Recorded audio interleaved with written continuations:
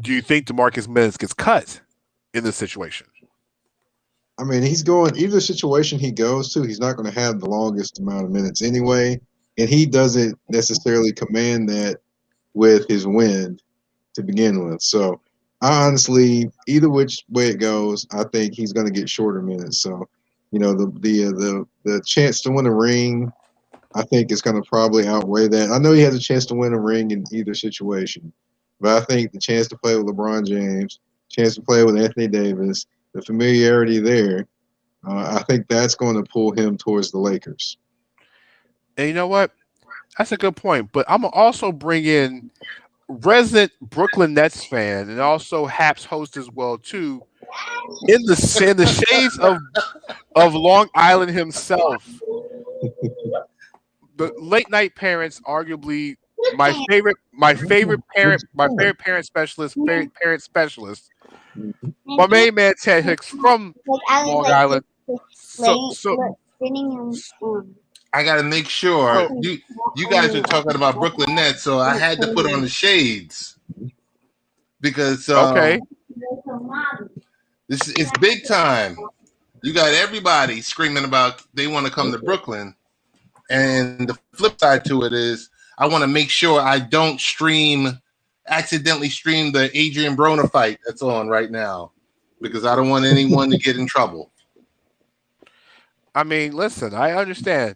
So what we were talking about, Ted, was Mike gave a perspective about the the LA Lakers being the right fit for DeMarcus Cousins.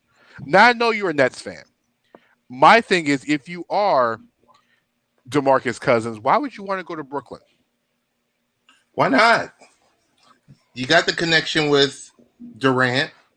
It's the hottest place to be in the basketball universe. Um, it's Brooklyn. What else is there? And you get to beat up on LeBron James and what's the other guy's name? Anthony Davis and half of his Achilles. In the chat, Precious is, was saying hellos to Mike and Ted for stopping through, and also she says her big hellos to also good old information man who is also in the chat as well too. All right, now Ted, you brought up an interesting point of DeMarcus wanting to beat up on said LeBron and said Anthony Davis, but weren't they all teammates? Would you want to beat up on your old teammates? Listen, you tell me if you have an opportunity to team up with LeBron James or Kevin Durant, who do you think you would want to team up with? Well, here's my question though. I mean, if the Lakers didn't cut DeMarcus Cousins last year, and the Lakers gave him a ring, by the way, the Lakers cut him a championship ring, and he didn't play 1 minute in their championship run. So my thing is, would you want to be loyal to the team that gave you a chance and also gave you a championship ring, and all you did was wear suits the entire year? What Or for? You got one or ring. You got did they also cut him the check along with the ring? I mean, they paid him up till they cut him. So basically, they paid him.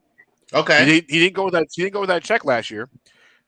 So when you guys made up great points. Now, Mike was saying about the playing time. I think in the short term, if if you're DeMarcus Cousins, you go to LA with Anthony Davis gone for a month, with only Montrezl Harrell and Marc Gasol as your only bigs on the roster, I think he gets all the playing time he can stand.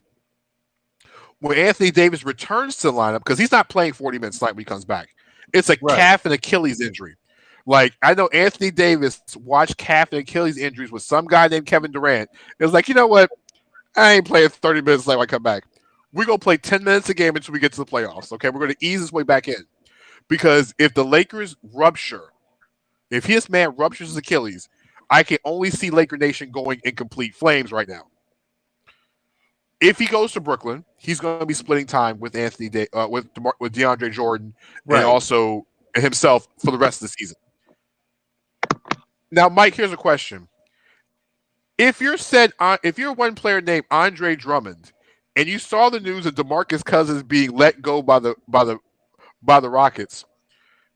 How fast are you telling your agent get this buyout done before one of my two options takes DeMarcus Cousins? Oh boy, I'm thinking he's telling his agent, "Hey, can you please just run it over to them? Can you please go stand outside their house like the guy in like John Cusack with the radio over your head saying, 'Release me, please.'" I mean, here's the thing. A week ago, the old saying goes, it was all great. It was all good a week ago. When you go back a week ago and you see everybody was wanting Andre Drummond, okay, nobody's willing to pay the contract price of Andre Drummond. Of course I not. don't think no one wants to give Andre Drummond. No, you got to match salaries. But if you're Andre Drummond, is the money really worth it at this point? Because listen, you done took the cash for enough money as it is. Wouldn't you just say, you know what, I'll take 10 million and go away, and then I can go sign where I want to, where I have the chance to, or Mike and Ted even better. If you are, I'm gonna put you guys in the shoes of Sean Marks. You guys will both be Sean Marks in this situation. Ted, I'll let you go first. If you are Sean Marks and you're sitting there knowing that DeMarcus Cousins is on the market right now, or maybe by the weekend or first part of next week, Mm-hmm. would you A, go after DeMarcus Cousins, or B, would you wait for Moby Dick, which is otherwise known as Andre Drummond, to get bought out? Because the deadline's coming. What would you do if you're Sean Marks? I'm letting you be Sean Marks right now. If I'm Sean Marks, the GM, I am going to be aggressive. Okay. So not only am I still sending my feelers out to the Cleveland Cavaliers to find out about the buyout because they don't deserve anything. And the fact that you can bring Andre Drummond on for, minimums, the veteran minimum. At the same time, I'm going to call Boogie and his people, get them down there and have a conversation with them. And at the same time, like I said, I'm sending my feelers out to let Drummond's people know, hey, you need to, be aggressive with trying to get out of your contract because I got one slot. So, Mike, I'm gonna leave this on you, Mike, because you're next.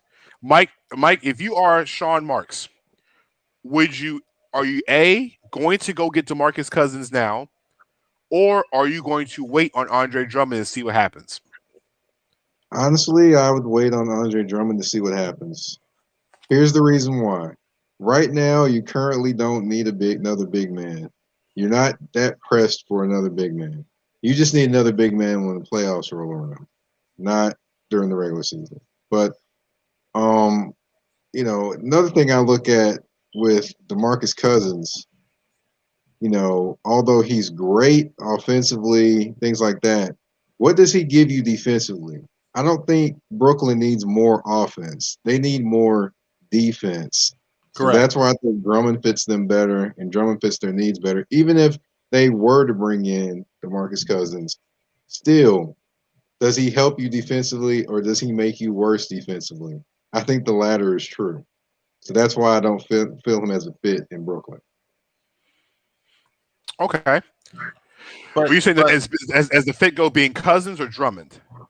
I think Drummond's the better fit because Drummond can help you defensively. He's going to make you right. better defensively, and it just offensively he's not going to make you any better. And Lord knows the Cavs haven't gotten any better with him trying to handle the basketball and shoot layups. So, definitely defensively he can help that team.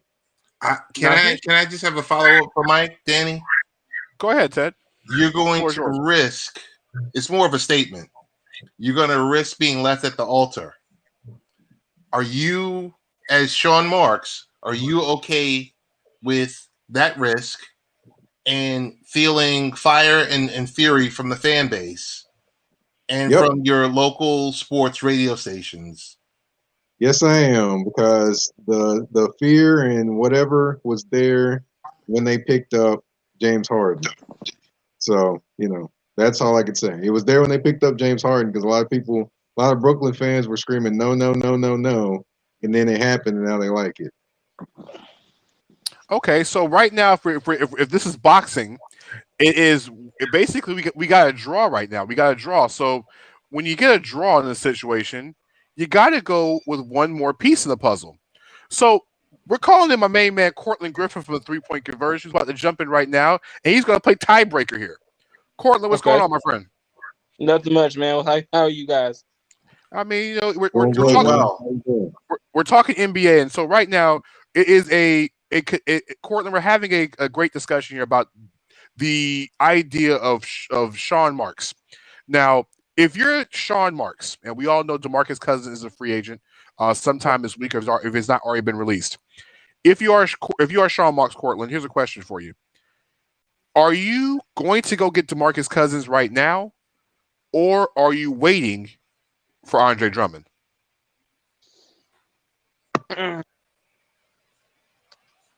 Well, it depends. Um, if I'm Sean Marks, I have to go talk to the coach. I have to go talk to the players because I have to ask them two questions. First, what is the philosophy of the team going forward? Is it going to be outscore, or is it going to be actual schematic basketball? If the answer is it's going to be a schematic change, which is we need interior defense, then I'm waiting for Andre Drummond easily. But if it's outscore everyone, I gotta go to Marcus Cousins. Why? Because he gives you exactly what another shooter. Even though he's not great from outside, he can shoot, and he's still one of the better scoring big men in the league. So, but honestly, if I'm Sean Marks right now, I'm waiting for Andre Drummond because he does that. He scores in the paint. He gives you an option when the shots are not falling because we've seen Kyrie Irving go cold. Um, we've equally seen James Harden in the playoffs go cold, but Andre Drummond can give you that balancing force of paint scoring. So I'm waiting for Andre Drummond easily. So by the panel, it looks as though it's 2-1 for Andre Drummond. So without me giving a vote, and I'm going to give my vote now, I'm in the boat with Ted on this one, and I'm going to say you go get DeMarcus Cousins right now. Now, here's the reason why. Ted made a great point. You don't want to be left at the altar because for some strange reason, Andre Drummond can't get bought out because guess what? No one's willing to give anything worth substance or cap space to Cleveland. Then guess what? You are now playing with Nick Claxton and DeAndre Jordan going into the Eastern Conference playoffs, where everybody and their mother is going to attack the rim at some point cost to get Jordan out of the game. Here's the other part. I'm not the biggest Andre Drummond fan anyway. All right. I will say this till I'm blue in the face. Andre Drummond is what Kevin Love was in Minnesota. A big statistic with no winning. Andre Drummond's only played 8 playoff games in his entire career. He's lost all of them. He's 0-8 in the playoffs.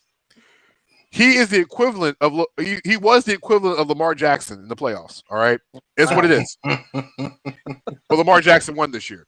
It is Andre Drummond is the most empty stat 20 and 15 guy or 18 and 15 guy you will ever find. He gets you 18 points and 15 rebounds like it's nothing, like he blinks his eye. But the Pistons haven't won anything.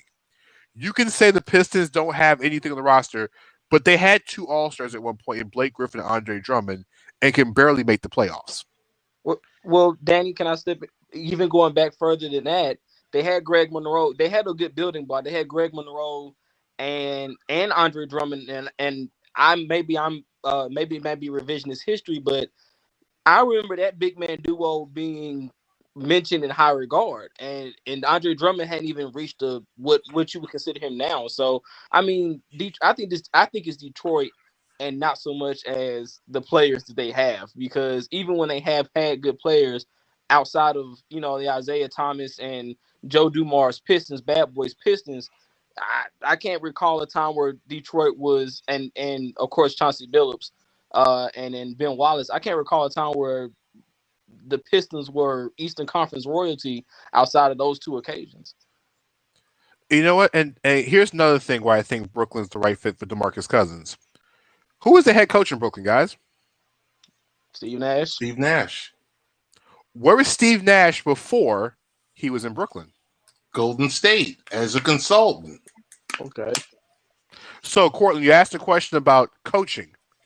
I think Steve Nash knows how to coach DeMarcus Cousins because he was part of that roster. But to Mhm. your point, if I'm the LA Lakers, I'm beating Brooklyn to the punch. Oh yes, for sure. I I was mean, just I think I was going to, and that's the next question. If you're Rob Palinka at this point, I'm gonna give everybody their thought process in this. I'm gonna start. I'm gonna go around the horn. I'm gonna start with Ted first because he reminds me of Luke Cage when he gets older, because he got a COVID shot. All right, all right. So we're gonna go from left to right. So Ted, if you're Rob Palinka, how fast are you on the phone getting DeMarcus Cousins back to LA? You don't let him leave the building. I mean, hey, he's been a part of your organization, albeit for a very, very short time. You don't let him leave the building. And most importantly, you want to block the Brooklyn Nets from their one weakness right now, their lack of interior defense. All right, Cortland. If you're Rob Palinka, how fast are you getting DeMarcus Cousins' agent on the phone? tonight. Tonight, because after you just lost to Miami, the team you beat in the finals, and it came down to a game tying shot from either from Caruso, and with Anthony Davis out, and just going back into this, the reason that you picked up uh DeMarcus Cousins last year was because you knew that Anthony Davis played some of his best basketball, and those two can play basketball off of each other just as well as any front court. Or, I mean, any front court duo, but as well they play almost like a backcourt duo. When we saw them in New Orleans, I saw a chemistry between that you normally see only between two guards in a backcourt. So I think you get him on the phone tonight. You see what his interest level is, because we heard last year um when he was hurt and he wasn't able to return, and they kind of let him out, that he was interested in returning to the Lakers, and now he has that opportunity. So I get him on the phone tonight. If I'm Rob Palinka, I'm calling LeBron in the office, I'm calling Anthony Davis in the office, and I'm getting his agent on the phone, and I'm pulling out any stops I have to. Mike, on you. How if you're Rob Palinka, how fast you getting DeMarcus Cousins on the phone? Well, before I say anything, I gotta say when Ted put on his sunglasses, he looked like Stevie Wonder with a shaved head. So that's what I wanted to say at that point. But, but other than that, as far as getting Marcus Cousins on the phone, he needs to do that as soon as this game was over tonight. He needs to make that call. I agree. I think that the call has to be made quick, fast, in a hurry. You've got to get DeMarcus Cousins in there because like I said, you don't want the Lakers jumping in on it. You really don't want Toronto jumping in on it. I think any team that is really interested in Andre Drummond, you want to beat them to the punch. Toronto's a great place for DeMarcus Cousins. Oh yeah, definitely. I He mean, can they're solve the point for them very easily. Well, Danny, do they keep? But the question is, do they keep Kyle Lowry? If Kyle Lowry is gone, is he still a good fit? Uh, defense, like, and I'm looking at defensively, like, you know, I think he's a better fit in LA, and that's all. That's some fan bias on my end, but also just looking at the pure basketball aspect. The Lakers have one issue right now, and that's Marc Gasol being the starter on the floor, and he moves, to use Skip Bayless's words, very glacially. But he's very slow. He's very slow on rotations, and I tried to give him the ups because he's been a defensive player. When he was in Toronto, he was a very good defensive player. Last year in the playoffs, he played pretty well on the defensive end, but it just seems like this year he just completely fell off the cliff. And even with DeMarcus Cousins not being the greatest defensive big man, I still think that he can help, and he has more of a giddy up in his step than Marc Gasol, and he can still alter some shots at the basket. You still have guys like LeBron James, and when Anthony Davis comes back healthy, Anthony Davis to be, those kind of stalwarts on the defensive end. But I think if you're the Lakers right now, you need that scoring in the paint, and you also need that giddy up at the 5. So let me answer your question before I get to the next question for you guys, your panel of guys. Kyle Lowry's not going anywhere. All right, Kyle No. Lowry is arguably Mr. Raptor. I think if the Raptors franchise ended today, if you had to put one person on top as the quote unquote franchise best player, it's Kyle Lowry. Only, and I'd say he's more of a franchise player or a bigger name than Vince Carter is. Well, Kyle Lowry won a championship. Right. Lowry's been there probably arguably longer than anybody other than the Raptors mascot. He's been there. All right. And really that city embraces Kyle Lowry. It used to be DeMar DeRozan. It was DeMar DeRozan until Kawhi won the championship. But It was DeRozan until it wasn't. And then when it wasn't, it became Kawhi because everybody was so engulfed in that 1 year Kawhi was there. The thing is, ever since Kawhi has been gone, which is year number 2, Lowry's been playing at an all-star level, and and he won the championship as well too. So it kind of takes a little bit of the sting away from Kawhi. I still think it's Kawhi, and this is still Kyle Lowry's team. The Raptors aren't trading him, but to answer your question about the fit, okay, Tadpole James Borregos. We're going to give him the timeout because I'm not going Draymond. So Ted, what you got on the timeout? We're granting it to you. I just want to make honorable mention that, and it could be addressed at a later date. It doesn't even have to be addressed tonight. Biggest mistake Kawhi made was leaving Toronto. All right, back to you. Oh wow. I mean, listen, the man ran from Canada. I tell you this. If I will say this again, if Kawhi doesn't leave for LA last year, the Raptors probably would have been in the finals last year. Yeah. Okay. If they run it back with the team they had, they would have won last year. They would have won it. They could have won it 2 years in a row. I don't know about winning the finals, but I guarantee you they would have been in the East. They would have been in the finals again. They would have beat the Lakers. Because here's the thing. Because Kawhi would have taken LeBron in the finals. Okay. But Davis, though. Okay, listen. That's Anthony Davis. But if you are the Lakers, how are you stopping Siakam? How are you stopping Van Fleet? Because you don't have Avery Bradley either. How are you stopping Kyle Lowry? The bench with Norman Powell, with OG Anunoby. Don't forget about Chris Boucher. If you go back to that Raptors team last year, if they had Kawhi, Siakam is not catching double teams in the playoffs. And we're not talking about how Siakam went missing in the playoffs. Because guess what? Kawhi has one of the best mid-range games in the league. So he's going to give you 25. But what made Kawhi so special that year was Siakam was playing so well, you couldn't double Kawhi. And if you double Kawhi, Fred Van Betten himself was knocking down threes everywhere. Okay. Right. And Nick Nurse is one of the best head coaches in the league. And I think he'd be able to adjust and adapt to how to deal with LeBron James. And like I said, Kawhi, we saw what Kawhi did to LeBron in the finals. Go back to that Heat series. Well, that's clink clink. Arguable. That's an arguable. That's. I mean, if you say people give him the shutdown, but that's another argument for another day. My thing is, Danny, looking at Kawhi, in not even in the Western Conference Finals last year, just against Denver. I think Kawhi got a little full, and it's really weird to say, but I think Kawhi got a little full of the you're the savior. You were the savior of Toronto. You won the championship. Now you're the best player. You're arguably the best player in the league. Those talks, I think, got to his head, and then it's the load management and all that stuff. I just don't see them repeating because I don't see Kawhi being able to turn it on because we've seen now that he wasn't able to turn it on last year where he had a arguably better team. I was going to say this before we transition to the next topic. The reason why the Clippers didn't win that series is because everybody, with the exception of Kawhi Leonard, up until Game 7 was saying 1, 2, 3 Cancun. All right. Watch Game 7 all over again. All right, guys. Next hot topic. Something we all can chime in on, and I'm going to start with Mike first. Next week, March 3rd will end the NBA's first half of the season. And before we get started in the second half of the season, we have a little thing in Atlanta called the All-Star Game. All right, Mike, we all know we got the All-Star starters, but Mike, I want to know and we're going to go around the horn, so it'll be Mike, Cortland, and then Ted again.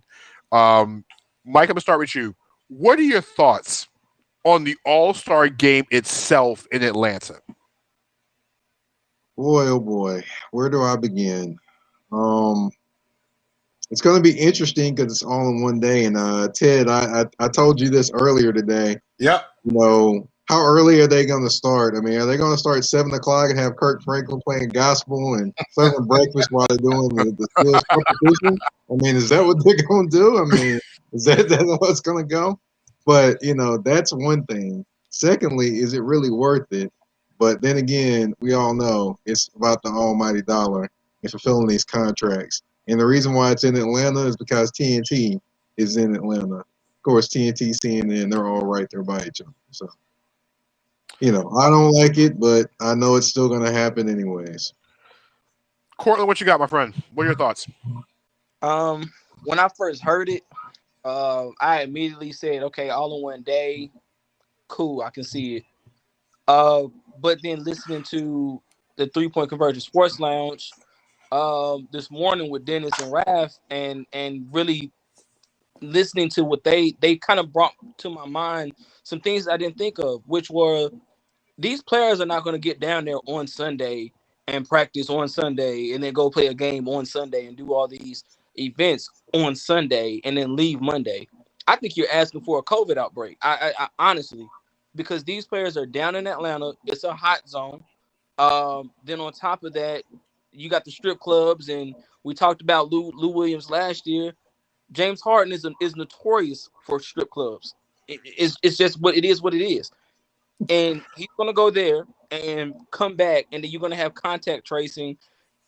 I just think it's a bad idea all around. I think they should have voted for it, waited maybe to the end of the year, did what the NFL did, had a 2K tournament or something, and left it at that, or just gave the guys their all-star, their all-star selections, and gave them a plaque and said, hey, there's no game this year.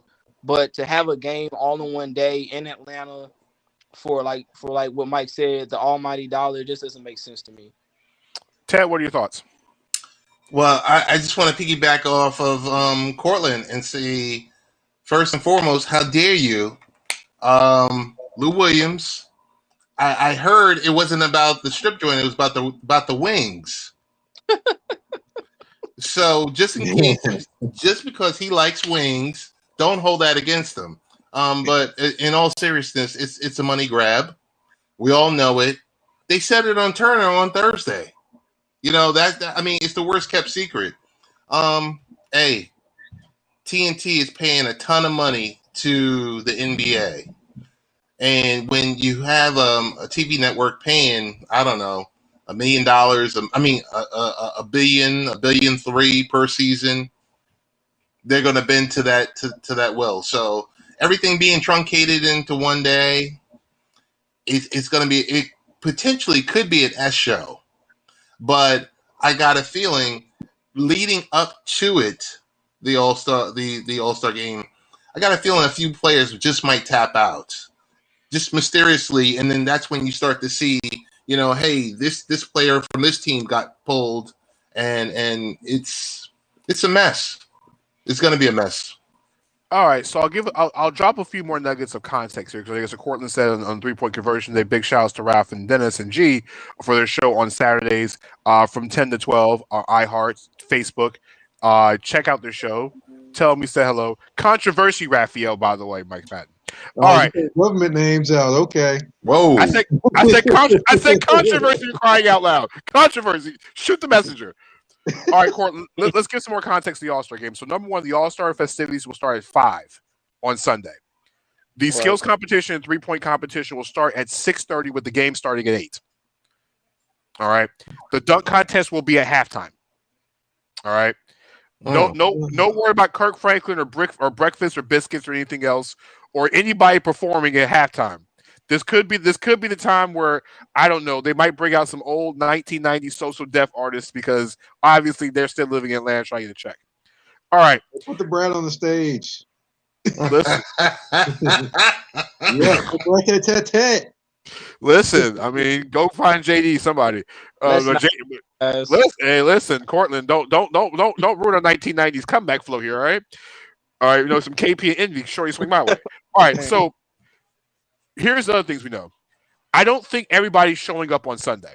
I think with the All Star break being on after Wednesday, I think everybody will show up on Friday because the NBA has told the players that each player can bring four people with them. But here's how this works. Nobody is allowed to leave the NBA compound unless you're going to the arena. Players can't leave either. So everybody is basically quarantined to the building unless it's game day. I can see players either showing up Friday or Saturday with 2 days worth of COVID testing. All right. The players get tested every day anyway. So I can see this happening over 2 days. What are my thoughts on this? I've said a million times, this is the dumbest idea I've seen. I've asked, as far as players being pulled by coaches, I asked Hornets coach James Borrego about, the other day, our weekly presser, about his thoughts on Gordon Hayward being an all-star and LaMelo playing in the skills competition, and what are his thoughts? So he said, it's an honor. If these guys are playing, it's an honor. And basically he's saying that I'm not telling my players not to go. It's up to them. The NBA is in charge of all this, so I put everything in the NBA's hands. AKA, if he really feels some kind of way, he ain't saying nothing about it because fine's coming. All right? We've already heard from the players. LeBron don't want to be there. Giannis don't want to be there. And no matter what, De'Aaron Fox has gone back and forth about this. He don't want to be there. There are guys that just don't want to be there because of COVID. You got the mayor of Atlanta not wanting this thing to happen and telling everybody to stay at home. All right. I don't care how much lemon pepper wings is. I ain't going to Atlanta. All right, ain't no way. All right, and Atlanta's a 3-hour drive for me. Even if I'm able to go, I am not touching Atlanta with a 10-foot pole. I hate doing it in the regular time before COVID. So it gives me no motivation to go up there at all for this. So, Danny, so my question is, and just after listening to what you said, if per se, let's say LeBron James, Giannis, KD, let's say the two captains, just the two captains alone. Let's just say KD and LeBron James decide to say, you know what, I'm not gonna risk it. You know what I mean? We're gonna pull out. And then Giannis pulls out and Steph Curry pulls out. Do you think that the All-Star game brings in the ratings to even justify having? I mean, not to say that you can justify having one even now, but do you think that it brings in the ratings if these guys decide to pull out? I don't think those guys pull out because Adam Silver will come find them personally. Don't think that. I mean, guys can pull out. I guarantee you the hammer will be swift and severe. I'm saying swift and severe. We're talking about fine-wise if they don't show up in Atlanta. Here's the thing. And the question was the players voting on it. The players, quote-unquote, voted on it. It passed. Who voted on it? I don't know. But these are the same players that voted. That 310 players got all-star starter votes by the players during the all-star voting process. So you tell me who voted for the all-star game itself. That's all I'm saying. We had players like Doug McDermott get 9 starter votes from the players. 9 people voted Doug McDermott as a starter on the Eastern Conference. Okay, Doug McDermott. Wow. Okay. We had Vernon Carey get votes, and Vernon Carey hasn't seen the floor. Vernon Carey's down in Orlando playing in the G League. Mike, your boy Jordan Bone even got a vote for the All-Star team as a starter. There you go. Nashville. To your point, 310 out of 412 players, 310 out of 421 players received at least one vote to be a starter in the All-Star game. So you're asking a question of who voted on the All-Star game? I don't know. They could have been missing ballots. I don't know. This could be Florida all over again. You know what that tells me? That these guys took it as it wasn't going to happen. Because listening to LeBron James and then listening to Chris Paul kind of flip-flop his way through it, I'm like, I don't think these guys really, in my opinion, I think these guys really didn't feel like it was going to happen. I don't think they really thought it was going to happen. Chris Paul's got – see, here's Chris Paul. I don't think Chris Paul wants to be there, but Chris Paul can't play both sides of the fence either. Chris Paul is the union – he's the union president. He's got to look out for the people who make money and the people who don't make as much money. It is a hard role when you make $40 million a year, and you got to look after the well-being of 85% of the players that in the league don't make nowhere near as much as you do. Mm-hmm. So you have to look out for the big people and the little people. You don't want to like to Ted's point, you don't want to make the television network mad. TNT made $25 million on All-Star Weekend last year in ratings, in commercial sponsorships. They made $25 million over All-Star Weekend last year. To Mike's point, Turner is literally right across the building from State Farm Arena. Like those guys and ladies can literally just walk from their cubicle literally over without having to touch traffic to go to State Farm Arena. Right. This is the perfect made for TV event, but this is the bad time of the year. I don't really like it, and I just think it's a terrible, terrible idea. All right, guys. Hey, Danny. Hmm? Danny, I was gonna say I've got two things to say.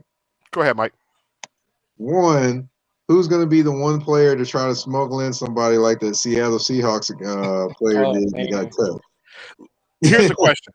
Each player can bring 4 people. If somebody sneaks in somebody after 4 people, they deserve to go home. I don't. But okay, continue, Mike. All right. Then, secondly, I'm like, doesn't it? To be honest, they said it was a made-for-TV event, and my mind kind of went somewhere. Not everything made for TV is something you need to see. True. Prime example.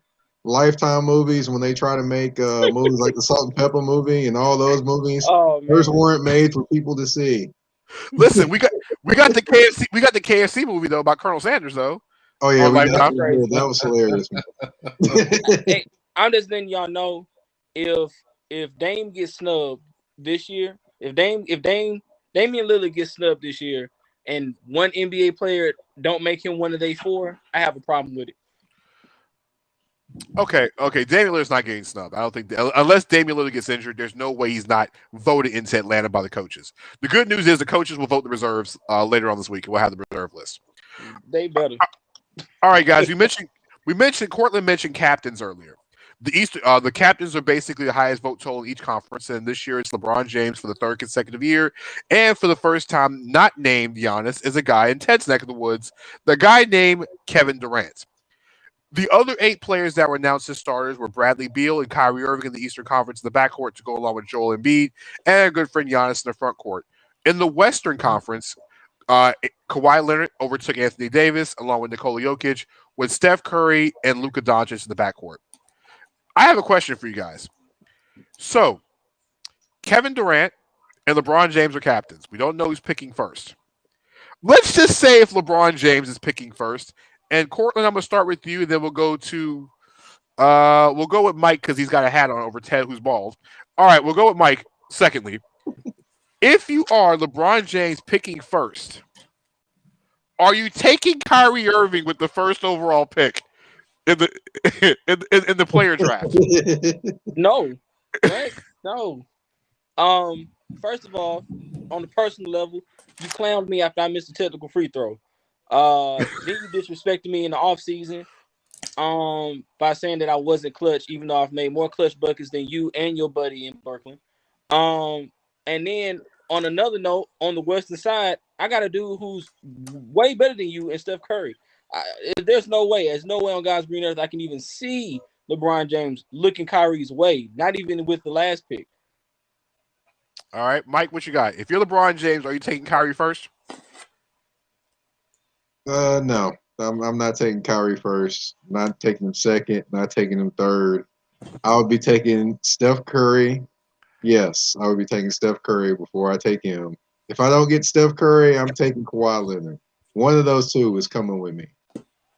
Ted, what are your thoughts? If you're King James, are you taking Kyrie?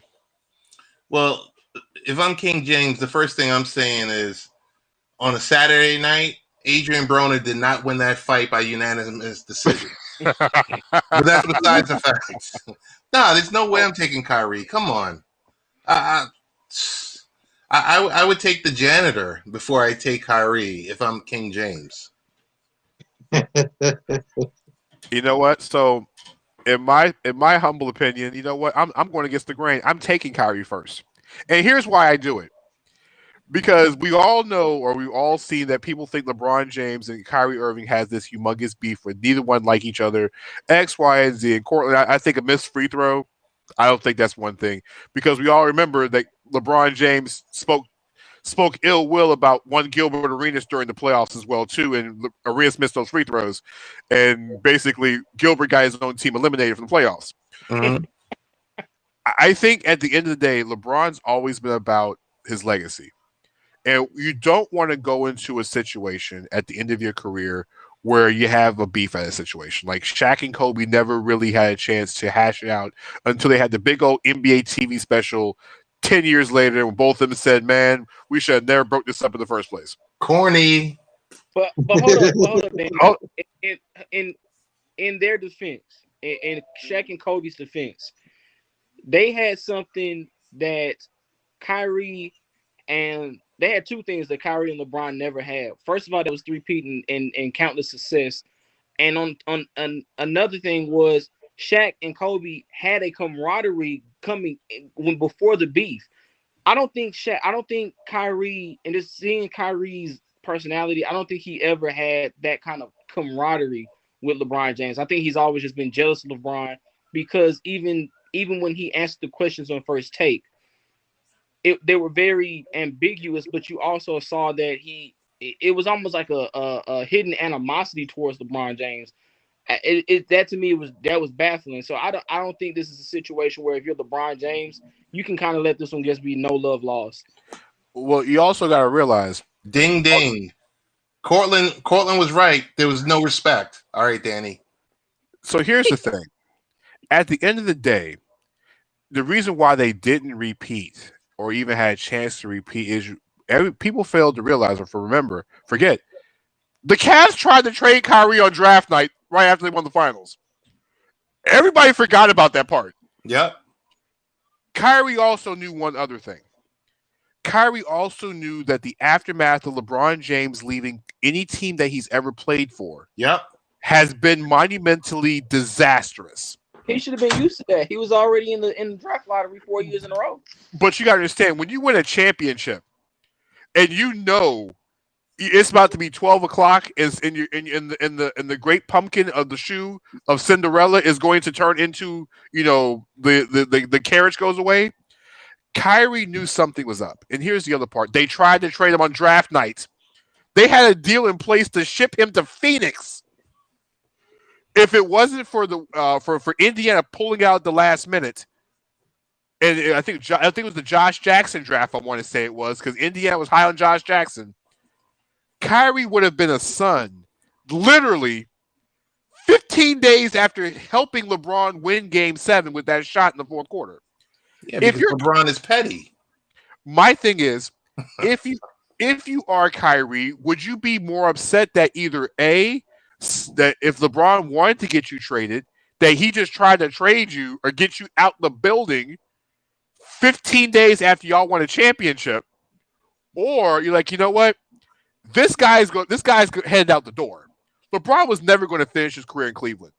LeBron knew that once he won in Cleveland, he exercised all his demons. Yep. He exercised it. He Honestly, went back. He went back home to win a championship because he didn't win the first time. But here's the thing, Danny. Hindsight is 2020. So how do we know that it was LeBron James and not Kyrie Irving going to the front office and saying, "I want my own team"? That's the reason. That was his, to me, asinine excuse for going to Boston, and then it was his asinine excuse for leaving Boston and going to Brooklyn, which he still doesn't have his own team. Well, hold on. The Boston thing was completely different. But I don't think Kyrie's asking after winning a championship, saying, because Mike, Ted, I might be wrong here, but I've never heard a player say, "Listen, I'm winning a championship. So are you going to Disney World?" No, I want to go to Phoenix. Got me there. Hey, I got something I want to throw in this one though. Go ahead, Mike. You got to also remember too, you did skip one thing. Kyrie wasn't talking to the entire team during their finals run. He was literally by himself, not talking to anyone. Right. So I would think he might want to go if that's the way he's going to treat everyone. Listen, I've also been in the locker room at Oklahoma City when Russell Westbrook and Kevin Durant were in the same locker room, and those two were on opposite sides of the room, and the only person Kevin Durant talked to was Dion Waiters. I've been in that locker room before when it was a game in Charlotte. It was Katie's last year, and literally Dion Waiters was the only guy sitting next to Kevin Durant, while Russell Westbrook and Nick Collison, everybody was joking around. It was Kevin Durant, Dion Waiters, and myself talking about the Philadelphia Eagles and the Washington Redskins. Oh wow. We're talking football. It was a divided locker room. Listen, we've seen the. You think Shaq and Kobe were going out to In-N-Out Burger after games? No. Nope. No. Okay. But one piece of revisionist history is, and Danny, you left this out. Just prior to Kyrie being traded to Boston, don't you remember Kyrie kind of pushing all the chips in on the table, saying there was like some knee surgery he was going to get done and he was going to be able to come back?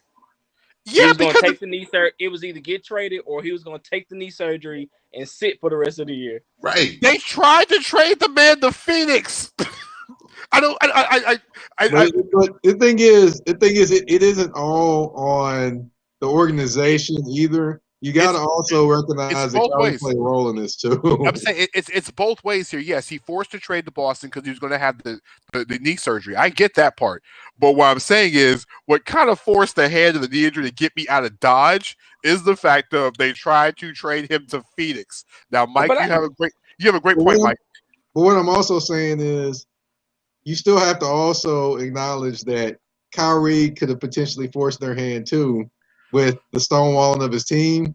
Hey, listen, The general manager could have potentially seen that as an issue going forward as well. Oh, I get it. I'm not going to take that away. But what I'm saying is, there's all. Like I said, we don't know what happened in that locker room to make Kyrie the only person sitting in the locker room, like Ralph from The Simpsons, throwing the frisbee to himself when nobody was out there. I get it.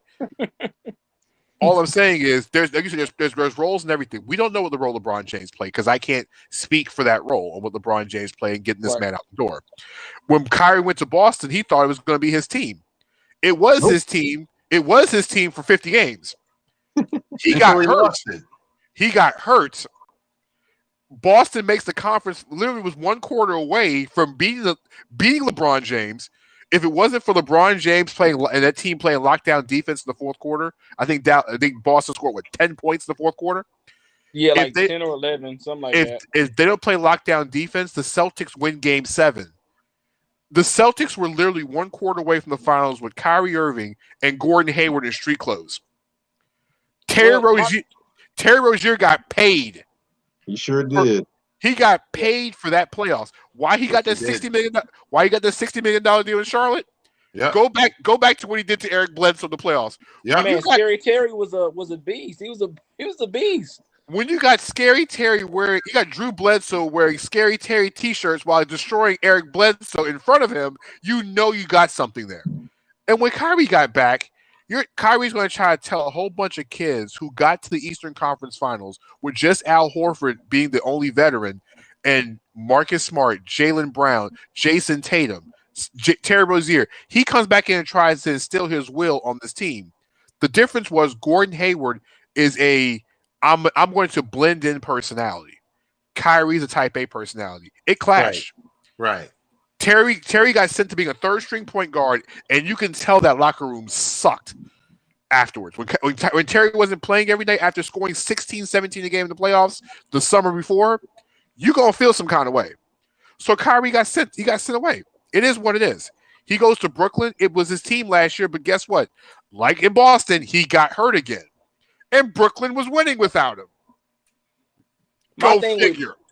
My thing with Kyrie, my only issue, and I'm gonna leave it the Kyrie talk after this, is my thing with Kyrie is if you're gonna have that kind of personality, if you're gonna model yourself after his idol Kobe Bryant, right? The difference between he and Kobe was when Shaq left, and people said that Kobe pushed Shaq out the door, which he Kobe did. He did, but Kobe had a couple of years where he struggled. But there was no question, even after he got Powell, even after they went and got Lamar Odom, who the leader of the team was. Kobe was the lifeblood of the Lakers, even after Shaq left. And Kyrie, we also know Kobe almost forced trade in Chicago as well too, but that's another story for another day. right? I mean that's true. But what I'm saying Yep. is with Kyrie, you felt like you were on the same level as LeBron James. We all know that that's not true. You wanted to your own team in Boston that fell through. You got overtaken by a rookie and a second year player, and then Jaylen Brown and Marcus Smart. So you weren't even the answer there. Then you go to Brooklyn, and guess what? You're still not the answer. You're still not the star of the team there because that's KD's team now. You're But I think it works now, Cortland. I think it works now. It works now. It works, but here's what the point that I'm making is Kyrie Irving is not a number one. Kyrie Irving has never been a number one. He's a great talent. This is not taking anything away from Kyrie Irving, but he's a glorified number two. He's a glorified Scottie Pippen. And that is exactly what he's a Scottie Pippen with a better handle and less defense. That's it. Like he's not the leader of a team. He can't lead a team. He's too much of a aloof. He's too much of a loner. You see the guy with the antics and burning the sage before games and saying the earth is flat and all this other stuff. Leaders of teams don't do those things. Leaders of teams rally the guys around them, and Kyrie Irving doesn't have that. Hold on, before I continue, what was Phil Jackson? Because Phil Jackson, what was Phil Jackson? Because here's the thing: when you talk about burning the sage and the stick that he brought into the game the other night, that's all part of his heritage. He is Native American. So one of the things about being Native American is about spirits, and that's something that meets deep to him. So that's where the sage comes into to clear out spirits. Of course, it was in Boston, it's a place where he played before. He was clearing out spirits. So we walked in with the walking stick. That's a part of Native American culture and tradition. So it's not. It is a different type of leadership. The one thing I would say about this, and before we go to the final topic of the show tonight, guys, so we can get out of here. It's almost 1:00 Eastern. What I will say about this is, you're right. Kyrie's a number two, and I think he's an outstanding number two. The best in the league. But there are very few number ones in the NBA anyway. There are guys who want to be number ones, but let's be honest. There's six number ones in the NBA. Ironically, two of them play in Brooklyn. And two of them play in LA. Outside of that, the only other number ones in this league is one's in Oakland, and that's Steph Curry. And the other one, I'll have to say is hard, is difficult it is to say, is now Joel Embiid in Philadelphia. You're not gonna give Dame number one? Dame Dollar? You're not gonna give Dame number one? Get out of here, Danny. We taking over your show. Here's what I'm saying about Dame Dollar. I can't expect Dame Dollar to win me a series. If I need him to win me a series, yes, he's hit game-winning shots. But if I get to the conference finals, I don't think he does. He hasn't done it yet. Danny, he doesn't show up every night. I can argue that they beat the Lakers last year if he doesn't hurt his thumb. I mean, I also can say the same thing. We can also play the what if game. What if Bojan Bogdanovic showed up in the bubble? Do you really think Utah would have lost to Denver last year? We can play the what if game every day of the week. Even if Dame had a healthy thumb or even a sixth finger, they weren't beating the Lakers. It wasn't going to happen. That was a terrible matchup for Portland. You can call Clyde Drexler. You can call Terry Porter. You can go find Brandon Roy and his kneecaps. They weren't winning that series last year. Okay. Get off Brandon and his kneecaps. You can go find Greg Oden and make him 10 years younger. You weren't beating the Lakers. Portland was not beating the Lakers at any point in time. I 10 years younger, I think Greg Oden would have been like 120. Listen, Jesus Christ, Mike. Greg Oden was the same age as your boy, as Joe Louis was in Coming to America. He was 137 years old. All right, guys, last talk before we step out of here. All right, so there's been a lot of talk around the NBA, and I want to play a game of is it real or is it fiction?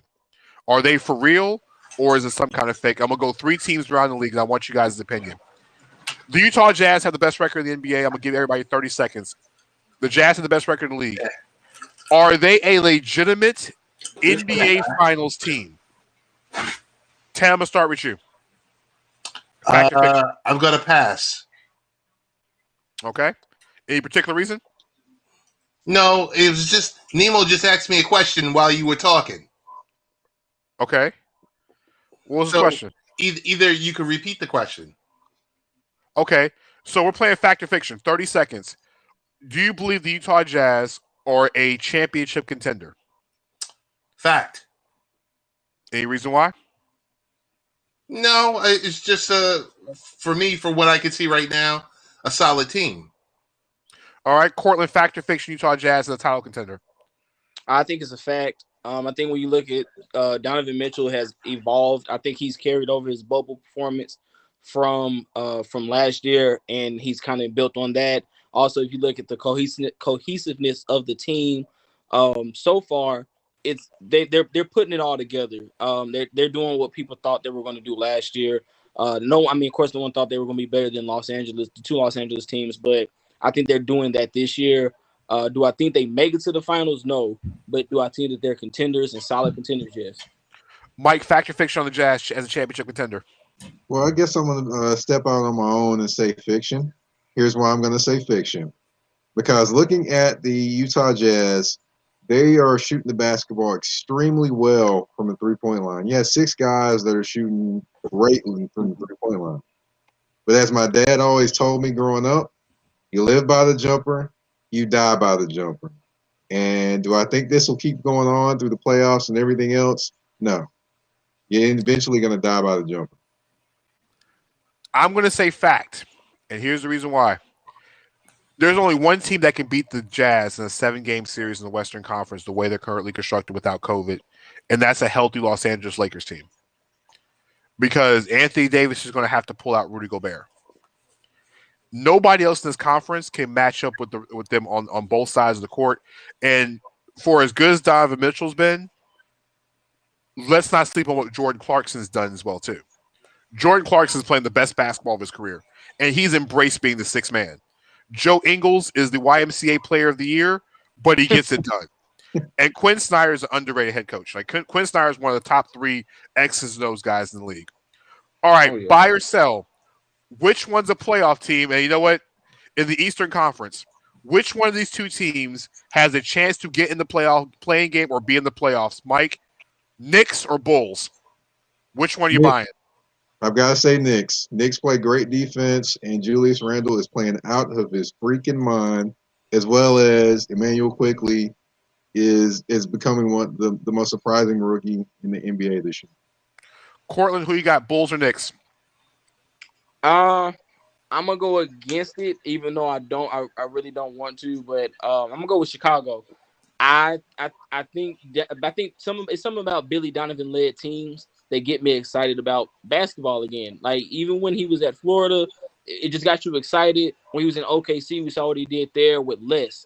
So I think with Chicago, with Zach LaVine, he's exploding this year. He's really added to his game. And then you've got my man's from North Carolina, the guard from North Carolina, Kobe White. I just think that team is young. They're vibrant. They play good defense as well. They're very underrated on the offensive end as well. And they have a good coach. Billy Donovan to me is another big X's and O's guy. He's one of the best in the league as well. So I gotta go Chicago. All right, Ted, you're in New York. Who are you taking? Bulls? Who are you betting on? Bulls or Knicks as a playoff team? Is this the 1990s? Come on. I would say for right now, the Knicks haven't done anything for, the last 10 years, roughly. But this year, Julius Randle, what Mike mentioned, IQ, the fact Tibbs is there, the front office. And I'm going to say this much. The Knicks are the dark horse to grab Drummond. Okay. Wow. Yeah. Mitchell Robinson's out for a few weeks, and he's from the New York area. So for me, buy or sell, who am I taking? I mentioned this at the beginning of the show. Zach LaVine's been a monster. LaVine has literally started playing defense. And so Mike was saying earlier in the chat, we were talking Hornets, Levine's playing out of his mind. Bradley Beal thinks he's an all-star, and Levine's taking his game to the next level. But there's something about a Tom Thibodeau team on defense that does something for me. The good news is Julius Randle's play 40 minutes a game, and somehow Tibbs is going to run him into the ground. So Obi Toppin can be the star of New York next year when Julius Randle gets paid. Yes, because Julius Randle's going to get somebody. Somebody is going to pay Julius Randle. Agreed. That's 24 was it 23 and a half points, 12 rebounds, almost 6 assists a game. Mm-hmm. Forget the turnovers. Somebody's going to cut him a check, and a really big one. Sacramento does it. Are you trying to end this man's career? I thought you liked Julius Randle. Don't do that man like that. Go to Sacramento. I think it's either there or Houston. Well, they got Christian Wood out there, so I don't know if that's going to happen. Christian Wood's a monster, by the way. But he's back next week. All right, so I'm taking the Knicks, I think, because of year one. Like Ted's point, the front office is good. I can't believe I'm betting on the Knicks here. Tibbs year one is good. Tibbs year 3 is something else. Yeah, because Obi Toppin and the IQ will be out of knees by then. Yeah. All right. It's gonna be bone on bone. Literally. Uh-huh. All right, guys. Buy or sell. Last question before we hop up out of here. Who has a better chance of winning a first-round playoff series as currently constructed? The Phoenix Suns or the Portland Trailblazers? I'm going to start with you first, Ted, because the light's shining on your bald head, so we'll let you go first. Yeah. It's a tough one. I'm going to say currently constructed Trailblazers. Okay. A lot of youth out there in Phoenix. Love what Monty Williams is doing. As per closers, I start to think about, who are the closers that Phoenix has versus who are the closers that Portland has. It's like it's apples to oranges. I'm going with the Blazers, but I like the youth movement out in Phoenix. All right, Corley, who you got? It's easy. This is an easy question. I know. It's Phoenix. Really? Devin Booker has doing what I thought he was going to do in the last year, and in the bubble, we saw how hot they got. We saw Monty Williams finally hit that stride as a coach. I think they're another team like Donovan Mitchell that brought that bubble performance from the bubble into this new season as a shortened season. Phoenix has built on that. They finally found an identity, and I think that's where this is coming from. I think if you had to bet on a team winning a first round series, like Danny just said, can you count on Dame to win you a first round series? I don't know, but I can count on Devin Booker to at least put up the performance that I need him to put up. It's the rest of the team around him. But I think that they're finally following their superstar player, their young superstar player, and Monty Williams has finally got them to buy in to that system. Something that he's always been able to do is get guys to kind of buy into what he's selling. I think they win a first round series before Portland does. And Mike, close out with you, my friend. Who you got? First round series. Well, me and Ted are definitely thinking the same. Although Ted, I got much more hair than you under this hat. Oh, I'll say that definitely Portland. Portland, you got Dame Lillard, who is first in clutch points. Second is Zach LaVine, ironically. But definitely you've got Carmelo Anthony coming in, just killing off the bench. And I mean, you just got the deeper team to me when you go with the Portland Trailblazers and their depth compared to what Phoenix has. I mean, am I really scared of Frank the Tank coming in off the bench, or am I scared of anybody coming in off the Portland bench? I think I'll take the Portland bench over them. So here's my thing. Portland, normally I'd say Portland under normal circumstances because of the talent. I mean, CJ McCollum. We all talk about Dame, but CJ McCollum, Yusef Nurkic, Zach Collins, Carmelo Anthony, you mentioned before, Robert Covington. The one issue I have with the Blazers is that McCollum is going to be coming back from injury sometime soon, and we don't know when Nurkic is back and when he comes back, and then Zach Collins. They got to figure out how to get everybody on the same page right as the playoffs get here. It's not like they have the whole season to get everybody readjusted to one another. And to me, I believe in the Chris Paul effect. Chris Paul, every time Chris Paul goes to a new location, somehow the team he's playing for becomes competitive. I forgot all about Chris. Everywhere Chris Paul has gone, the first year, like Tom Thibodeau in New York, or here he goes, the team is somehow good. Thibodeau went to Minnesota, they went to the playoffs. Now, mind you, they had Jimmy Butler. Right. All I'm saying is Chris Paul has got Jay Crowder is playing at a really, really high level. Cam Johnson of all people. You got Ayton, you got Booker. I mean, yeah, Frank the Tank. Listen, Mike, Frank the Tank can knock down some threes. All right, I'm taking. You said closers. We talk about closers. Dame Lillard. We all know Dame Lillard has been a closer, closeout series X, Y, and Z. We saw the goodbye shots he's hitting over the years, but man, Chris Paul's always had something to prove. This man, if I had a series right now, Chris Paul is the guy I want with the ball in his hands. You remember, if Chris Paul didn't slip in the playoffs last year in Game 7, the Thunder would have won that series.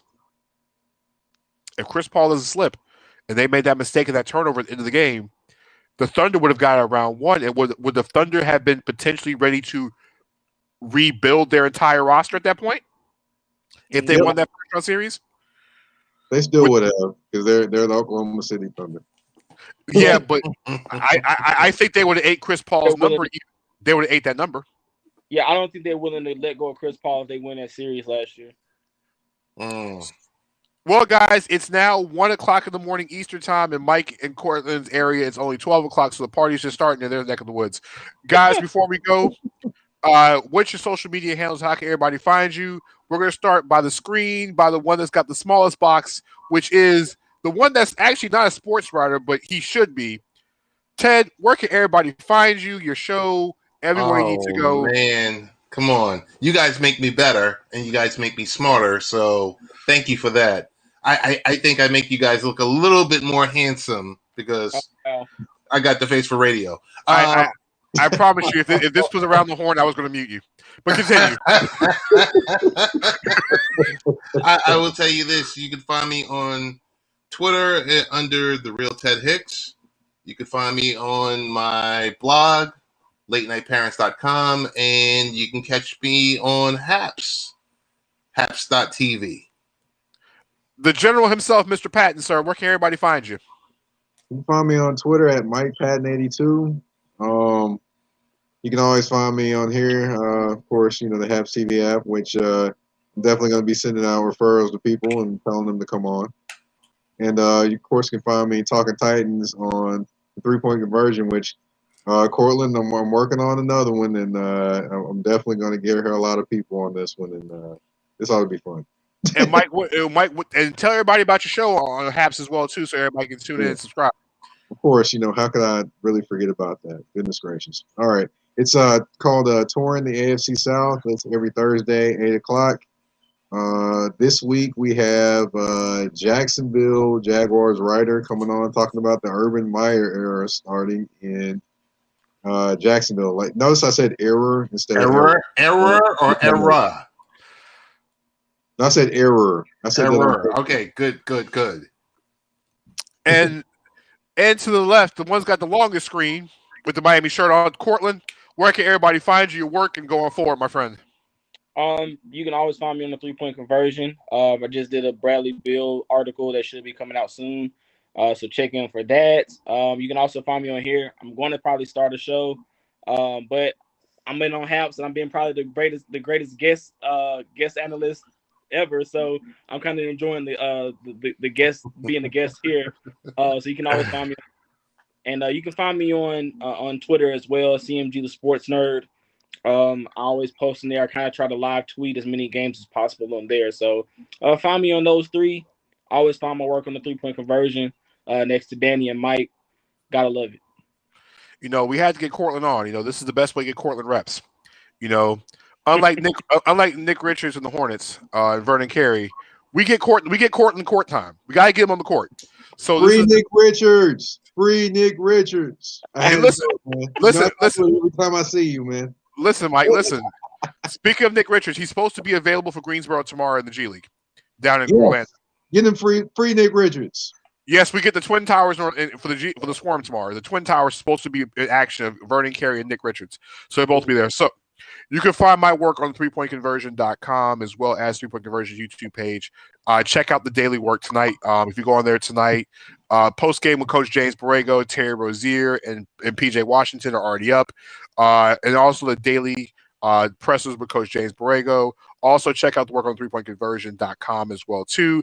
Check out my show, which is Beyond the Buzzer, on YouTube and Facebook Live, Zingo Television, which is Blackjack TV, channel 198 on Thursday nights, myself and Kyle Nash, always going back and forth, the student of the game itself. And also, after every Hornets postgame, we go live for Hornets from the BuzzCity postgame show, as you see on the top of the screen. Just know Monday there will not be a show, even though the game is in Utah. They're on the road West Coast next week. So we're going to be getting people up late because they were playing at 9 o'clock Eastern. So let's go. Go ahead, Mike. Can we call it the Hornets pillow talk? Listen. Hopefully their play don't put nobody to sleep. All right. All right. Because listen, late night the late night Buzz show. But guys, once again, thank you guys for coming on this Saturday night. I appreciate you guys coming through. And we're going to do this. We're going to have some more fun with this throughout the season, guys. Like I said, I appreciate Ted, Cortland, and Mike for stopping through, guys. I'm Danny Thompson. We'll check you guys out on Wednesday night for the BuzzCity post-game show. You guys have a great weekend. And, of course, if you're out and about, please wear a mask. It's unless you're Ted, when you have when you're Luke Cage's I guess drunk uncle from the cookout.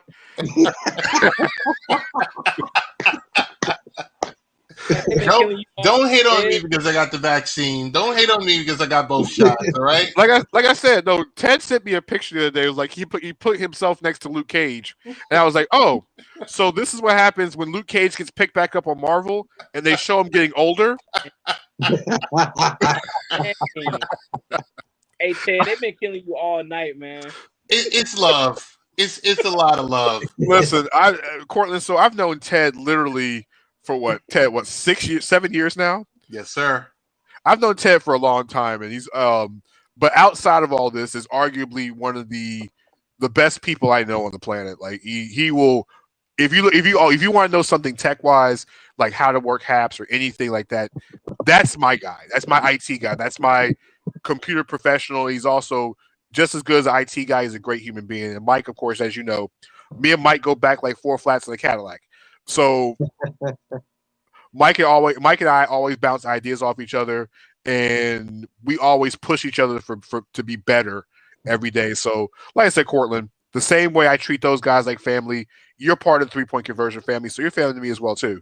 The only thing is that I haven't found anything to pick on you for yet. Don't worry, yours is coming. Hey, I got one question for you guys before we get off this live though, because I heard the G League being brought up, and I've caught a couple of the games here and there. Are the Ignite the most stacked team in the G League right now, or is that just me? So here's how this works. The Ignite team has been together longer than anybody else. They're basically there to showcase the 4 high school kids. Now, what they also did was they got a bunch of NBA veterans to be with them, like Jared Jack, among others. And Jared Jack's hooping, by the way. But there's really to showcase those 4 kids that are supposed to have been basically making more money than anybody else in the G League. The object of the G League Ignite team is to basically get those guys high in the draft lottery as possible. That way, they can acquire more of the high school talent to come forward instead of trying to go overseas. Okay. What's really going to happen is the NBA is going to basically adopt the high school rule once again, because there's no way Amani Bates even touches a high school campus in a year or so. There's no way. The best high school talent since LeBron James will never, ever touch a college campus. I've heard them comparing them to KD, so Amani Bates to KD, and you don't get those kind of comparisons just from nowhere. So yeah, let's just say this: to me, he is a hybrid of Kevin Durant and Kevin Garnett. We're talking not Boston Kevin Garnett. We're talking Minnesota Kevin Garnett. We're talking the kid Kevin Garnett in Minnesota. So you just imagine that Kevin Garnett in Minnesota, the young Kevin Garnett, with range out to 25 feet, 27 feet, and So handle. he's Slim Reaper plus the big ticket. Oh wow. He's 6'9", about 200 pounds on a good day, but he has handles. If you I know Courtney, you watched a lot of games. What got my attention was last summer. He played an AAU game against against Bronny James and company. Yeah, he was killing them. And Mikey Williams, who's down up in my way, high school. It was the most watched game on Twitter and also the social media platforms. They could drew 4 million people in the middle of the summer. I was one of those 4 million. And Amani dropped 40 in that game. He was giving Mikey and Bronny buckets. But the thing was, he was only 15 years old, going on 16 in that game and scoring 40. At that point, he's the youngest. I want to say he was the youngest Mr. Basketball in the state of Michigan. He's won it every year he's been in high school. Wow. And there's been some names come out of the state of Michigan. So Amani Bates is the real deal. I mean, this kid is the real deal. He's committed to Michigan State. Like I said, he ain't wearing not one bit of Spartan green. All right, he ain't wearing no Spartan. To Mike's point, he's only a commitment. It is what it is. Amani Bates is so good, teams are going to tank to try to get him. Wow. Hey, but I just had that one question, y'all. I just had that one question. What's up, Ted? I do have one question for next time, not for this time, for next time. The involvement, I mean, since these students, I mean, until they make up a rule or until they fix the rule or, the high school rule is re-implemented, thoughts about up-and-comers going the HBC route for that 1 year versus the standard Tar Heels or Kentucky? Well, we tried it. What you call? Well, we tried it once. We just tried it this year. Thon Maker's brother went to Howard and was expected to be a lottery pick. What happened? He hurt his hamstring and has only played less than a game at Howard. If it happens, Mikey Williams will be the one. If Mikey Williams decides to go to the HBC route, I mean, and it could be Mike and Cortland's neck of the woods at Tennessee State. If he doesn't follow going to where his mother went to school at Hampton, or at maybe North Carolina Central with Lavelle Morton, he might be the one to buck the trend. But remember, Ted, in order for a kid from going from high school to for a HBCU to do it, someone's going to have to be a top 5 pick. You got to be a top 5 pick. You're going to have to elevate yourself to be in the top 5. If that's the case, then you're going to see more players with the HBCU route. But also, the facilities at HBCUs don't match Division I campuses. Right. It doesn't. Mike, I said, Mike, you went to Tennessee State, right? What's that? Mike, you went to college at. Went to UT Martin. UT Martin, okay. But I'm from Nashville. But Mike, you covered. But you covered TSU. Point out to you as well is that I do cover Tennessee State this year. Of course, an anomaly. I haven't done so. So Mike, answer me this: you have seen TSU's facilities, and realistically, Mike, with TSU's facilities, could TSU's facilities match up with Tennessee? I'm not going to say Duke or Carolina. No, the biggest in-state school, or do you think it could match to Memphis's? They couldn't. However, what I will say is Robert Covington just donated money to the university, and they're actually building a practice gym facility that basically off of money that Robert Covington has donated, and also the new AD there, who ironically is from the Nashville, Middle Tennessee area, but played on Tennessee's national title football team. The new AD there is raising a lot of money, and he's making a lot of connections. So he's actually pumping money into Tennessee State. Those facilities will be getting an upgrade in the next 3 to 5 years. So Mike, AD there is raising a lot of money. So Mike, here's one last question for the panel. Ted, I know you and Mike have kids. You and Mike have children. Cortland, I don't think you have children just yet. Am I correct? Not yet. Okay. So Ted, you have a son that's about to go to high school. Right. Now, Ted, if your son, who plays football, is a big kid, by the way, could probably you could probably take all three of us in a defensive line drill because he's that big of a kid in high school. Would you push him to the HBCU route to play Division One, play football in college? If he had other scholarship, now mind you, now this is if you have other scholarship offers from D1 schools, Power Five schools, even. Would you push him to go play at a HBCU, or would you push him to play at a Power Five school? I would consider it. You know, I of course you want to lean the Power Five route, but I would definitely consider HBCU route. I would definitely have to sit down with my wife and have the discussion. Because I'm sure your son is going to probably be swallowing offensive linemen this season when he gets to play on the high school level. Now, Mike, you have a daughter as well too. So if your daughter picked up a basketball, and let's say your daughter is in high school, and she's one of the best in her position and whatever sport she's playing, are you pushing her to a D1 school, or are you pushing? Because your wife, I think, graduated from Vanderbilt, and you went to UT Martin. Would you push your child to a Tennessee State, or would you push them to a UT? Realistically, be honest. Honestly, I mean, it's all about what she wants and if she's happy. And we're gonna, like Ted said, we're gonna sit down, talk about all the positives, negatives, things like that. And if that is the route that she wants to take, she feels most comfortable with, I'm all for it. I'm just, that decision will be mostly upon what she would like to do. However, it would be nice to go to an HBCU. I didn't go to an HBCU. My wife didn't go to HBCU, but I mean, it would be nice. So we're saying now, mind you, both your children are literally draft eligible talents. We're Mm, talking 5-star recruits. So, mm. Ted, you're saying you would tell your son to consider the HBCU, and Mike, you would have the sit down conversation, correct? Right, right. Okay. So And I'm Cortland, voting on this.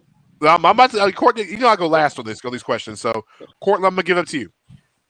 Now, Um, you and your wife have a child, and you guys are talking about going to high school. We're talking elite 5-star prospect. ESPN's in their face all day long, so on and so forth. Boy or girl, are you pushing them to go to a HBCU, or are you pushing them to go to a Power Five school? well, I would honestly push them to go to a HBCU, but it will ultimately be their choice.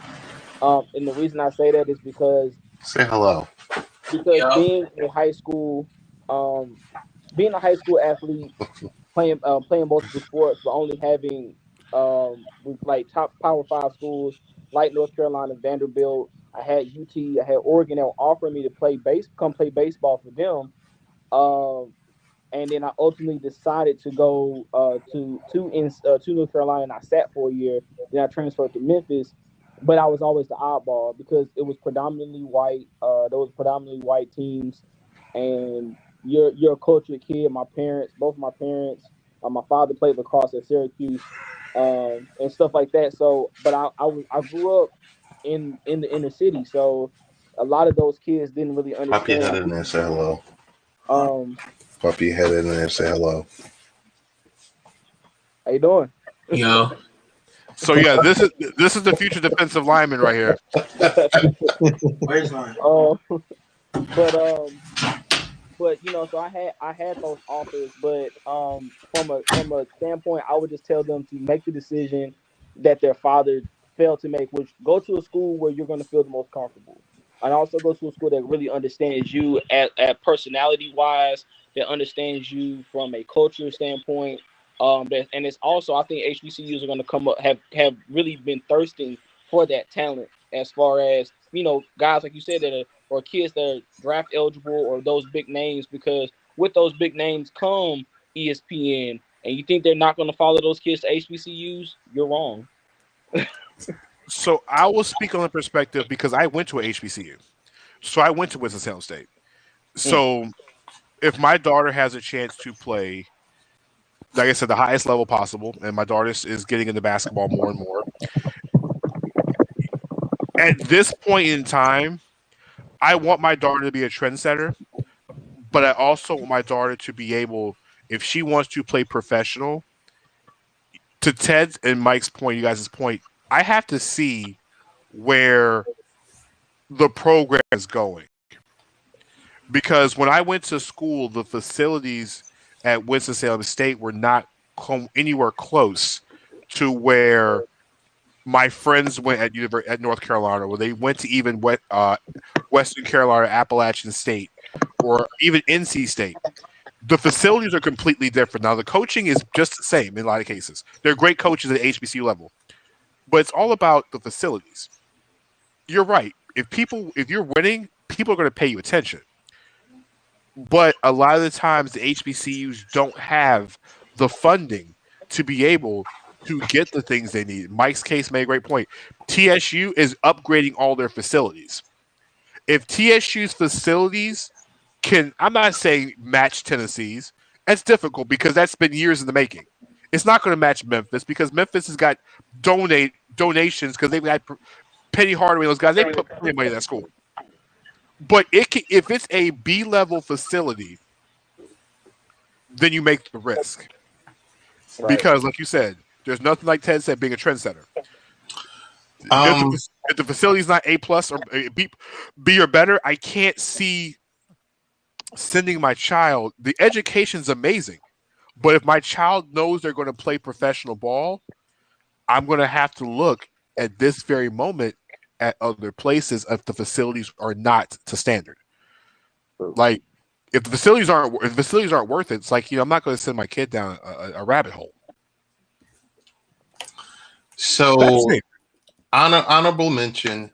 While I didn't go to HBCU and neither did my wife, from with her with Plattsburgh, with me with Queens College, my daughter, who's 19 years old, wanted to attend WSSU. Danny knew my struggles. Along with that, COVID hit. We went to go see the campus, but then, COVID had hit and I kind of pulled the plug on that. But I thought, culturally, it was the thing that would have probably benefited her the most. And my wife was really driving, trying to drive that home. COVID hit. She didn't go. Wound up going to St. John's. And the one thing that I said to Danny, he got a little pissed off at me. I was in the store. I was on the phone with him. And I said, Danny, St. John's has given us a discount that basically what I would be paying for WSSU for one semester, they're covering me for 2 semesters. And that's when we got into the, we started to discuss the war chest. We started to discuss endowments, the ability, from what white colleges can do versus the lack of resources that the black colleges have. So that whole discussion is a totally different rabbit hole that we're not going to discuss tonight, but it's I want to help add to your story. I want to see, if anything, I want to see HBCUs make it. I do. More than anything, I really want to see like the black colleges. I want to see, the Howards and the Hamptons and those guys play on, on not on the playing game on Tuesday night in Dayton or Wednesday. I don't want to see them in those games. I actually want to see them play on Thursday and Friday as not a 14 or 15 seed. I want them to go in there. Ted, I think the one way we can fix the HBCU problem is we're going to have an HBCU Fab Five. To be honest with you, it's going to have to take 5. It's not just one. It's going to have to take a group of 5.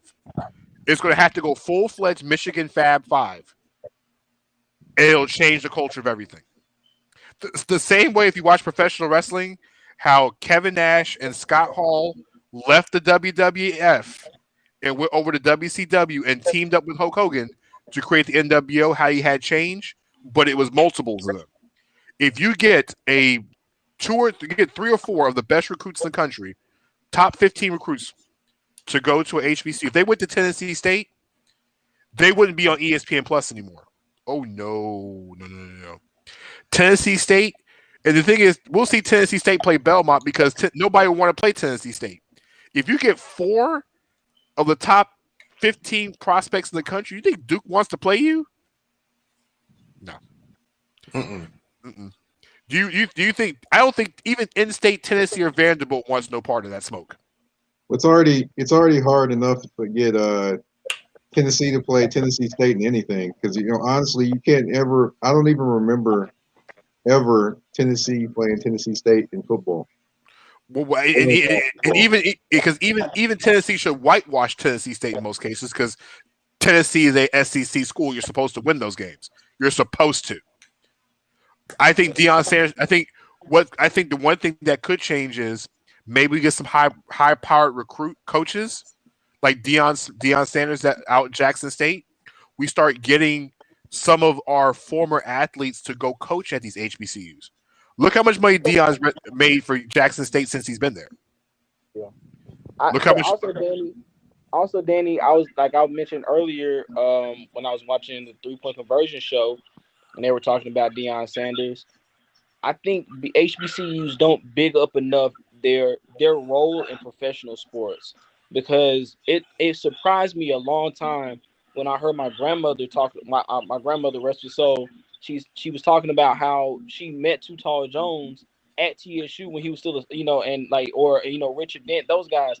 I'm like, those are HBCU players that we don't big up enough, and You're and right. those are legendary. Those are legendary professional players, and not so much NBA, but NFL legendary professional players that came from HBCUs. Then you look at guys like in the modern era, like Dominique Rogers-Cromartie, who came out of TSU, and other guys that have gone on to play HBCUs and come in and play very valuable minutes or quarters or downs in professional sports. And like Robert Covington, like Mike mentioned, Robert Covington from TSU, who I have a personal relationship with because I have a cousin that dated him, but also a cousin that he's very close friends with. So it's it's a lot. I think a lot of times HBCUs and we as people, I think we also lose track of these guys. HBCUs are very entrenched in sports, professional and college wise. I think we need to start big up in them again. As far as, and I think Deion Sanders is going to change that, but it's all perception at this point. Well, we also need to find African American coaches that or that can't find jobs. Maybe take on some of these HBCU jobs. I'm not saying Eric Bieniemy should take an HBCU job because he can't find an NFL job, Why but not? maybe, huh? I said, why not? I mean, because here's the thing: HBCUs have to match money as what he's making as the assistant for the Kansas City Chiefs. It's hard for Right. those. You got if Eric Bieniemy is the highest paid assistant in the NFL, Ted, like you're turning down $3 million because universities can't pay $3 million a year for a head coach. Deion did it because Deion is a Hall of Famer. Deion's got money, he's got 65 sources of income. So Right. Deion can take less money, and on top of that, he still works for Barstool. So they didn't take that check. So I would say for Deion's like still doing commercials for Subway. my thing is Subway, a Pizza Hut, and all this other stuff. Hey, so my thing is like Patrick Ewing, for example. Patrick Ewing couldn't find a job in the NBA. right. If Patrick Ewing went to a HBCU, can you imagine the impact and love of Patrick Ewing? I'm not saying because he went to Georgetown. Let's just say he went coaching at Howard Mm-hmm. because he's from the DC area. He played college ball at DC, Right. at Georgetown. Can you imagine what kind of legacy he would lead if he went to coach at Howard? Can you imagine? I'm saying it's possible. Julius Erving, Ted, where did he start his basketball career? Playing in the ABA in Virginia with the Squires. Right. Can you imagine if Dr. J would have just, let's say, he took over Hampton as the head coach? Yep. Man, Not- hey, Like, you would do all this. imagine Allen Iverson going to Georgetown, not Georgetown, but going to Howard Hampton. and coaching. Hampton, because he's from the area. Mm-hmm. Right. Like, my thing is, if we start, it maybe have to start getting some of these African American coaches or just athletes to be coaches at these universities. I mean, if you're not going to get the players to do it, can you imagine Ted, can you imagine if, for example, I'm just going to give a wild example here. Let's just say if Steve Smith, NFL Network, became the head coach down at, I don't know, let's say Shannon Sharp decided he wanted to leave TV and go coach at his alma mater, which is Savannah State. And Shannon Sharp comes in your house and says, I want your son to play for me. Right. You can look to yourself like, damn, this is Shannon Sharp. Mhm. NFL Hall of Famer Shannon Sharp. I mean, this, yeah, Skip. This man's in my house wanting my kid to come play. Ted, if Deion Sanders walked in your house right now and said, "I want Nemo to play for Jackson State," I want him to earn. I want him not only to graduate, but I want to mold your son to be an NFL player. I'm sure you and your wife's conversation will not take much long to have that conversation. None of that, and his bags will be packed already.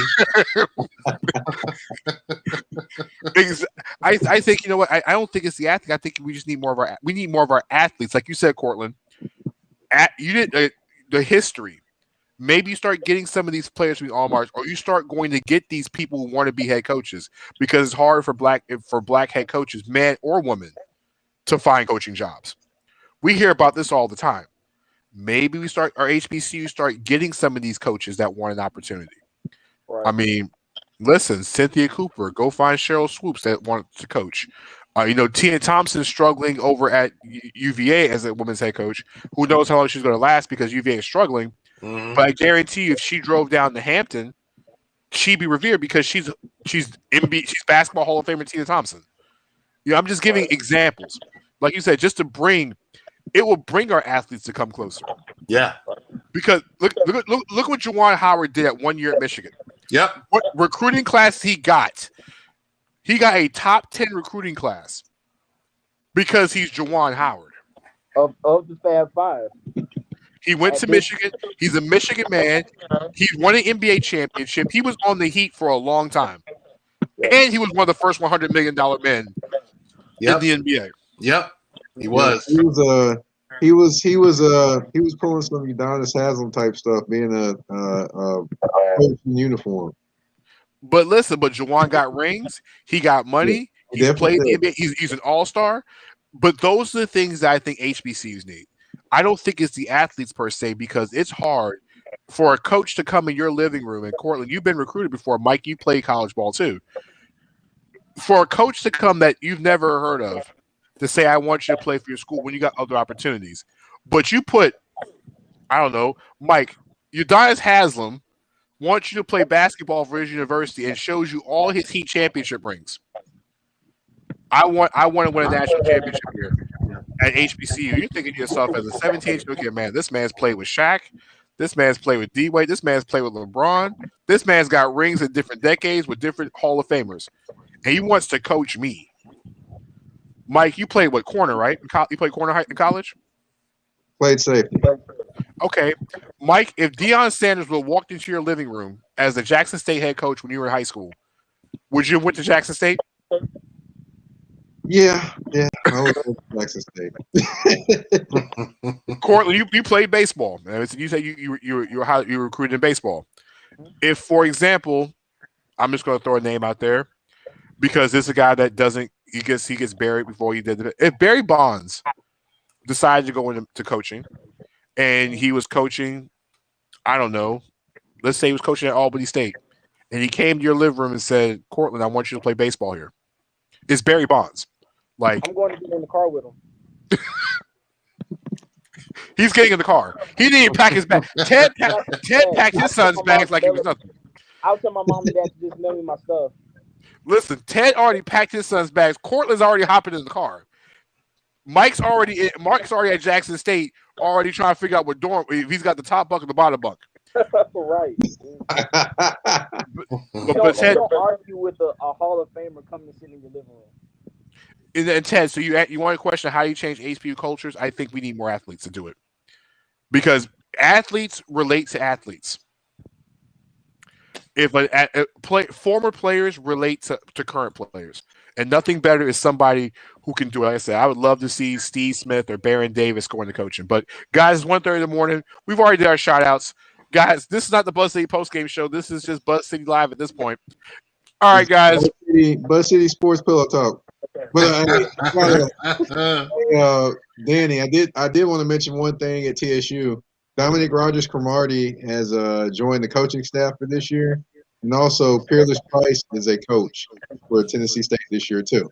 See, the thing is, though, now if you live in the state of Tennessee and you remember Peerless Price from a national championship team, I don't know. I don't know how it's going to work nationally, but at least in the state of Tennessee, you can start getting those 4-star. I'm not going to say 5-star yet. Those 4-star blue chip African American recruits, especially if you know because you do background checks. Oh, their mom and dad went to Tennessee, or their uncle went to Tennessee, and they're going to say, "Oh, I know who Peerless Price is." You know, Well, the you thing you guys. is, the reason why I believe he ended up here is because the AD again, Mickey Allen, played with Peerless Price on that national championship team. That's my point. There's It's the the same. It's the same way as Penny Hardaway over at Memphis. Penny Hardaway is a Memphis legend. On top of that, he's one of the best AU coaches in the country. That's how you got James Wiseman. I mean, it was the package deal. Too bad right. Memphis hasn't won much since. But guys, we're on 2 hours and 20 minutes. I pulled a Ted Hicks tonight by having the late night marathon. So guys, I appreciate you guys stepping through. I got a busy day tomorrow. Wow, I got to be up in a couple hours. Guys, I appreciate you. And Courtney, like I said, we're going to do more reps. I can't wait for your WNBA show to come on so we can talk about the wonderful ladies of the WNBA and why we should be watching them instead of watching baseball in the summertime. Sorry, Courtney. Hey, I'm with you. I think two things can be true. We can watch WNBA and basketball. And baseball. So No, we can't watch baseball. Baseball's unwatchable unless the Mets are playing. Y'all to get Cheyenne Parker, man. Y'all to get Cheyenne Parker on your show, man. Listen, She's been doing the rounds in media. Listen, we're gonna get if we're gonna get Cortland straight for this WNBA show. We're gonna have him a trained professional at half before he debuts his show for the season starts. But guys, once again, it's been a pleasure. We'll catch you guys. I might just do a live later on sometime this week or so once life gets back to normal. All right, guys, I appreciate you stepping through, and guys, you have a great night. you too. All righty. Peace. See ya.